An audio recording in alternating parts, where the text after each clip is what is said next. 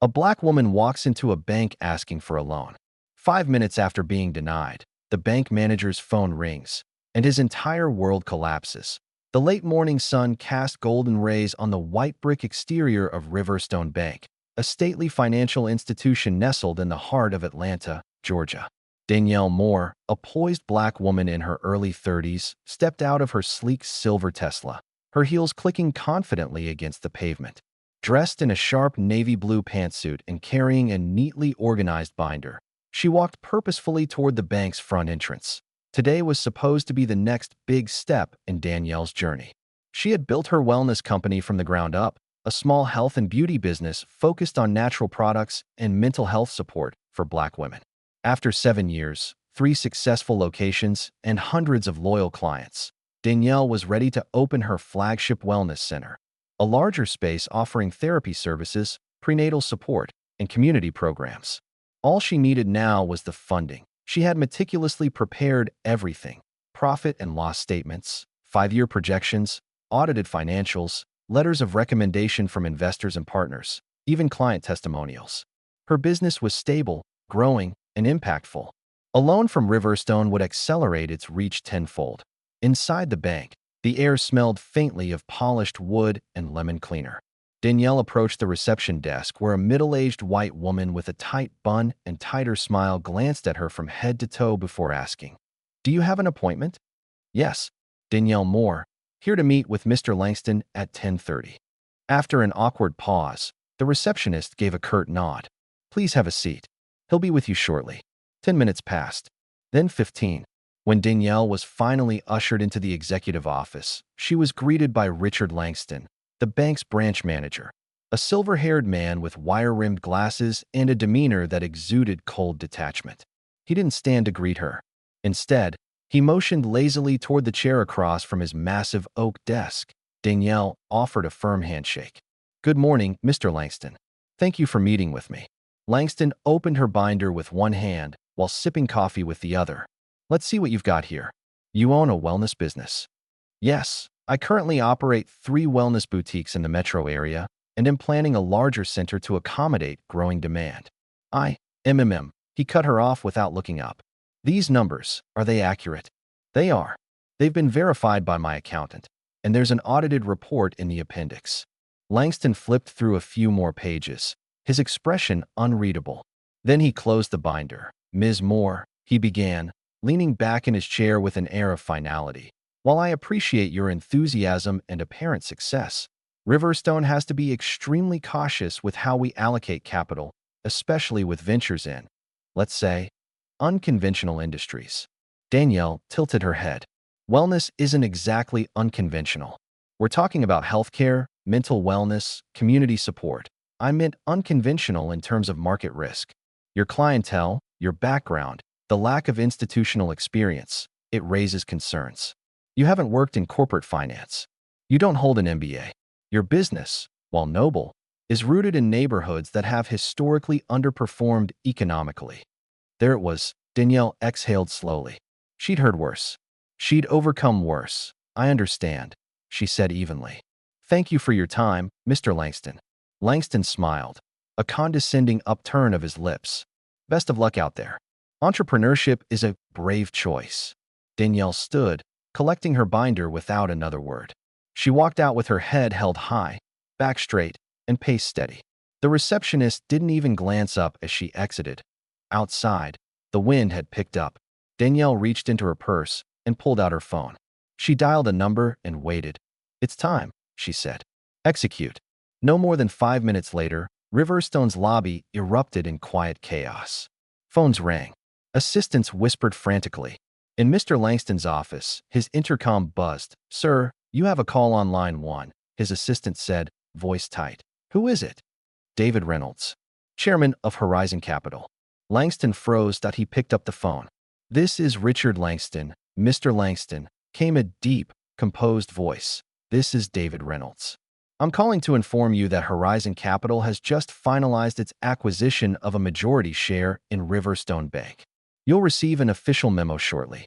Your new oversight will arrive momentarily." I'm sorry," Langston stammered. "You'll be reporting directly to our regional representative, Danielle Moore. Langston's grip on the phone weakened. That very moment, the door to his office swung open. Danielle stepped inside. Same woman. Same binder. But her energy had shifted. She wasn't asking anymore. "Good morning, Mr. Langston," she said smoothly. "I believe we have some paperwork to review." Langston rose from his seat slowly, his face pale. "Ms. Moore, I didn't realize." "I know," Danielle replied, her voice calm and unwavering. "That's often the problem." She sat down at his desk, and opened the binder to a fresh page. This time, it wasn't a loan application. It was a transition plan, and Danielle Moore didn't need permission anymore. As Danielle stepped into the bright Atlanta sunshine, her fingers moved swiftly across her phone screen.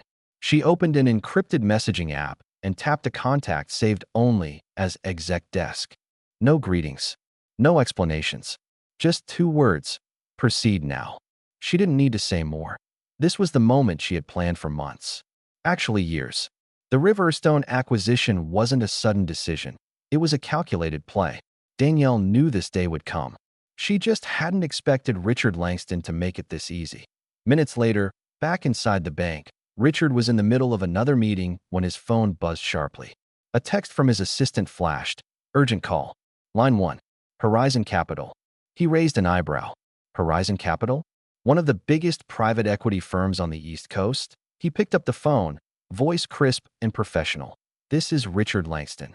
"Mr. Langston, this is David Reynolds, chairman of Horizon Capital," came the voice on the other end. Deep, calm, dangerous. "This is a courtesy call to inform you that our firm has successfully acquired a 52% stake in Riverstone Bank." Richard blinked. I wasn't made aware of any acquisition. You weren't supposed to be." Negotiations were handled at the executive board level over the past 14 weeks. The final documents were signed yesterday.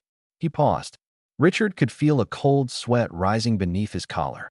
"There's one more thing," David continued. "Our representative and managing partner for this acquisition will be arriving shortly to finalize integration at your branch." "Who?" Richard's voice cracked despite his best efforts. There was a pause. Then the name landed like a bomb. Danielle Moore. It felt like the oxygen was sucked out of the room. Richard slowly set the phone down and stared blankly at the mahogany desk in front of him. 5 minutes ago, she was just another applicant. Now, she was his superior. He was still processing the information when the receptionist's voice came through the intercom. "Mr. Langston, Ms. Danielle Moore is here. She says she has an appointment." Outside the glass doors, Danielle stood composed and graceful. Gone was the hopeful entrepreneur seeking approval. In her place was a strategic investor, backed by one of the most powerful capital firms in the country. Her navy suit was the same, but now it felt like a uniform of command. She carried a black leather portfolio, inside of which were copies of the acquisition agreement, staff transition documents, and internal memos from the new owners, signed and sealed. She walked past the stunned receptionist without a word. Her heels clicked decisively against the marble floors, every step echoing with poetic justice. Inside the office, Richard tried to stand up but fumbled awkwardly, nearly knocking over a paperweight. Danielle extended her hand. "Good to see you again, Mr. Langston. I trust the call from Mr. Reynolds was clear." Yes, Ms. Moore. I didn't realize that I had the resources or that I had the authority," she asked, her tone calm but loaded. I apologize if I seemed dismissive earlier," he stammered. "You weren't dismissive," she replied. "You were biased. There's a difference." Richard swallowed hard. "So what happens now?" Danielle walked around the desk and took a seat in the executive chair across from him. His chair. "Well, we're beginning the transition. Your position will remain intact during the initial 3-month evaluation period, though your performance, especially in relation to customer inclusivity and lending policy, will be reviewed." He nodded quickly, as if trying to secure his own survival. Danielle opened her folder and slid a copy of the ownership structure across the table. Richard stared at it in silence. "And before you ask," she added, "yes, this is personal, but it's also business. I'm here to transform how this institution sees value, potential, and power." Richard finally looked her in the eyes. "You planned this, didn't you?" Danielle gave a small smile. "I prepared for it." Outside the office, Whispers spread like wildfire among the staff. The same woman who had been denied a loan just minutes ago was now walking through the halls like a board member. Because she was point one junior teller whispered to another. Did you see her face? She looked like she owned the place. She does, the other replied. Literally. Danielle spent the next hour meeting with the assistant manager, reviewing branch operations and confirming personnel files. Every interaction was professional, measured, and firm. She wasn't there for revenge. She was there for redirection. Her mission wasn't just to own the bank. It was to reprogram IT. By 2 p.m., the Riverstone branch had a new plaque hung inside the front lobby. Riverstone Bank, a Horizon Capital partner. Below that, a smaller line read, in collaboration with the Moore Initiative for Financial Equity. Danielle stood before the glass entrance one last time, looking back at the institution that had tried to define her worth by her resume, her zip code, and her skin. She whispered to herself, they told me no, but I knew my yes was coming. And with that, she walked out, not as a borrower, but as the new owner. The heavy oak conference room door closed behind Danielle with a satisfying click. Inside sat 4 regional executives of Riverstone Bank, all white men in tailored suits, flanked by a few department heads and legal representatives. Every eye turned toward her, some curious, some cautious, and a few plainly skeptical. Danielle took her seat at the head of the long table. Gone was the nervous smile of a loan applicant. In its place was the focused calm of someone who belonged here, someone who now had voting power to her right. A man in his 60s adjusted his tie. Ms. Moore, I must admit, this is unconventional. We expected Horizon Capital to send one of their senior directors. Danielle opened a slim black folder and pulled out a copy of the acquisition memo. They did. I am the managing partner assigned to this transition. You can find my name on page 2. He flipped to the page. His jaw clenched. He didn't speak again. Danielle continued, voice steady and composed. Let me be clear. I'm not here for optics. I'm here because I bring results. Over the next 3 months, I'll oversee the restructuring of this branch and at least 2 others. That includes audits of discriminatory lending practices, hiring policies, and branch performance. She clicked a button on her remote. The screen behind her lit up with a graph, a comparison of approval rates by race and gender. The room went silent. Last fiscal year, she said, Riverstone Southeast branches approved 76% of loan applications submitted by white male entrepreneurs. For black women, 18%. This isn't coincidence. It's design. And that design is about to change. A few executives exchanged glances. One of them, a younger man with a nervous twitch, tried to salvage the moment. Perhaps those differences are due to credit risk or business viability. I factored those in. Danielle interrupted. Credit scores, debt ratios, even industry risk. The disparity still holds. What you've built here isn't a risk model. It's a wall. She paused, letting the weight of her words settle in. You didn't expect someone like me to sit at this table. That's fine. You won't forget me now that I'm here. Meanwhile, Richard Langston stood outside the conference room, watching through the glass wall. He was no longer in control, no longer the one others looked to for decisions. For the first time in years, he felt what many of Riverstone's applicants must have felt. Powerless. The receptionist passed by him and whispered, "She's impressive." He didn't respond. Inside, Danielle transitioned the meeting to strategy. We're not just cleaning house. We're rebuilding. Riverstone has a chance to be a model of inclusive finance in the Southeast. We'll launch a new small business fund focused on underserved communities. We'll partner with local schools to teach financial literacy. We'll promote from within, based on merit, not background. She looked down the table. And I'll be watching. At lunch, Danielle walked the halls of the branch she now governed. Employees stood a little straighter. Some avoided eye contact. But others, especially the younger tellers and minority staff, met her gaze with something new in their eyes. Hope that a young Latina assistant manager approached her timidly. Ms. Moore, she said softly, I just wanted to say thank you. I've been here 4 years, and this is the first time I've seen someone like you lead one of these meetings. Danielle smiled warmly. What's your name? Clara. Well, Clara, she said, handing her a business card. Let's schedule coffee. I want to hear your ideas. Clara's eyes widened. She nodded quickly, clutching the card like it was gold. Back in the executive suite, Richard sat alone in his office, reviewing a printed email, a memo from Horizon Capital confirming that all branch managers would be subject to a new 90-day probation at the bottom of the page, in bold. Direct oversight. Ms. Danielle Moore. He leaned back in his chair. Outside his office, Danielle passed by, flanked by two regional directors. She didn't slow down, but their eyes met through the glass. She nodded once. He looked away. That evening, as the boardroom lights dimmed and employees headed home, Danielle remained. She sat at the same desk where Langston had dismissed her just hours before. She opened her laptop and began typing an internal memo. It started with one sentence. Power doesn't always enter through the front door. Sometimes it returns through the one they slammed shut. Danielle sat quietly at her new desk, the skyline of downtown Atlanta glowing through the floor-to-ceiling windows behind her. It had been 2 weeks since the acquisition, and the whirlwind of meetings, restructuring plans, and media whispers hadn't slowed her pace. But this moment was hers. That eye in front of her were two folders. Point one was Richard Langston's performance file.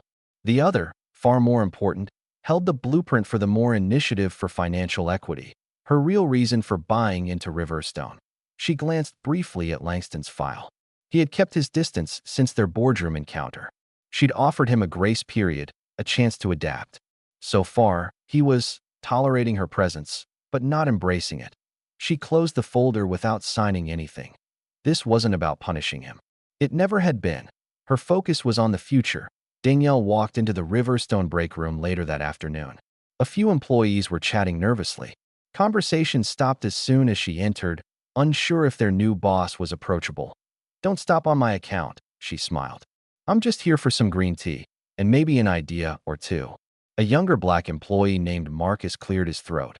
"Ms. Moore, can I ask something?" "Of course. Are the rumors true that we're going to start offering no-collateral microloans to black-owned startups?" Danielle nodded. "Yes, starting next quarter. Not just black-owned, but women-owned, indigenous, Latinx. We're removing barriers that were never supposed to be there." "Even if the applicants don't have degrees?" asked another woman. "Especially if they don't," Danielle said. "We're shifting the measure of worthiness from paperwork to potential. I know what it's like to be overqualified in reality, but overlooked on paper." One of the employees clapped softly. Others smiled. The mood shifted, not out of politeness, but because something was changing. They could feel it. Danielle lifted her tea and said, "And if any of you have ideas about how we can do it better, my door's open." Later that day, Danielle held a one-on-one meeting with Clara, the assistant manager who had approached her before. Clara arrived with a notebook and a nervous smile. "I hope I'm not wasting your time." "You're not," Danielle said. "Let's hear it." Clara laid out a proposal for a mentorship program, pairing senior staff with junior employees from marginalized backgrounds. It wasn't flashy, but it was thoughtful, and it had potential. Danielle nodded as she flipped through the pages. "Clara, this is brilliant. Not only are we going to pilot this program, but you're going to run it." "Wait me. You saw a problem. You designed a solution. That's leadership." Clara's eyes welled up. "No one's ever said that to me before." Danielle leaned forward. "Then it's about time someone did." By the end of week 3, Danielle had become a familiar presence in all the spaces where power used to avoid visibility: break rooms, lunch lines, customer counters. She wasn't inspecting. She was investing. In people, in possibility, in a culture that for too long had punished people like her for being ambitious. But she hadn't forgotten why she was there. On Friday afternoon, she summoned Richard Langston to her office. That he walked in cautiously, sitting down with the posture of someone waiting for bad news. Danielle didn't offer a speech.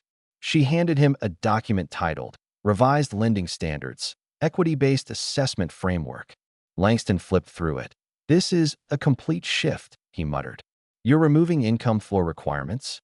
We're replacing them with community impact scoring and earned trust indicators," Danielle replied. "You'll be trained on the model next week." Langston looked up.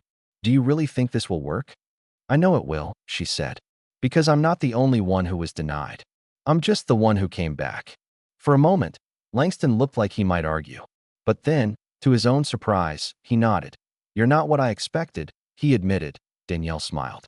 "Neither are you. I thought you'd be fired by now." He chuckled, quietly, reluctantly. Danielle handed him a second folder. "This one is for you." It's an opportunity to be part of the solution. Or not. Your choice. Langston stood up slowly. I'll be there Monday. Danielle extended her hand. This time, he shook it as the sun dipped below the skyline. Danielle looked out from her window. Her reflection overlapped with the city behind her, a reminder of how far she'd come and how many more she had to bring with her. She whispered the same words she had said to herself outside the bank that first day. They told me no, but I knew my yes was coming. And this time, it wasn't just her yes.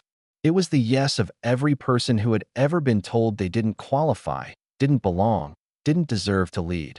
That chapter was over, but a new one had begun. 3 months had passed since Danielle Moore took over Riverstone Bank, and the transformation was undeniable. What once felt like a cold fortress of rejection had become a hub of opportunity. There were still marble floors and polished desks, but now there were also new faces behind the counters. People from the very communities the bank once turned away. Danielle stood on a small stage inside Riverstone's newly renovated community branch in East Point.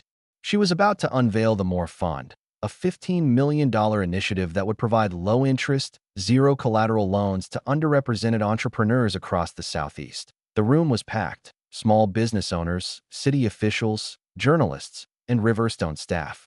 Cameras clicked as she approached the podium, her expression calm but determined. When I walked into a Riverstone branch for the first time, she began, I was treated like a liability.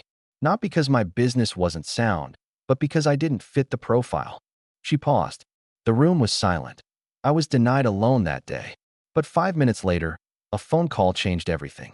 Not because I got angry, not because I demanded vengeance, but because I was already prepared to take ownership, literally. There was a ripple of knowing laughter. She continued, this fund is not a gift. It's not charity. It's correction. It's the result of centuries of denied access, overlooked talent, and blocked dreams. Today, we say, no more. The audience erupted into applause. Danielle stepped back from the podium, but her presence filled the room like light.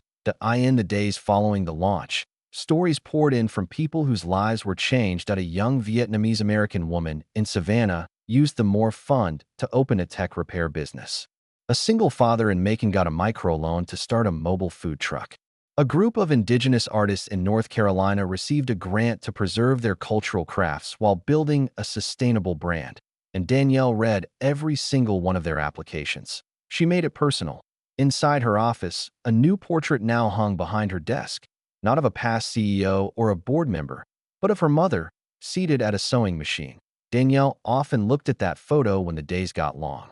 Her mother had raised her alone, working 2 jobs, never taking a loan, because no one ever offered her one. I'm not doing this for myself, Danielle whispered one night, staring up at the framed image. I'm doing it so no one has to fight as hard as you did, just to be seen. Meanwhile, something unexpected was happening. Richard Langston, the very man who had once denied Danielle a loan, was becoming a believer. He had begun attending mentorship sessions, not just to check a box, but to listen. He invited junior staff to speak candidly during weekly forums. He'd even started reading books on economic justice and racial bias. One afternoon, he knocked on Danielle's door. Got a minute? He asked. She gestured for him to come in. I wanted to say thank you, he began, for not firing me, for giving me a front row seat to what real leadership looks like. Danielle raised an eyebrow. Took you long enough. They both chuckled. He continued, more serious now.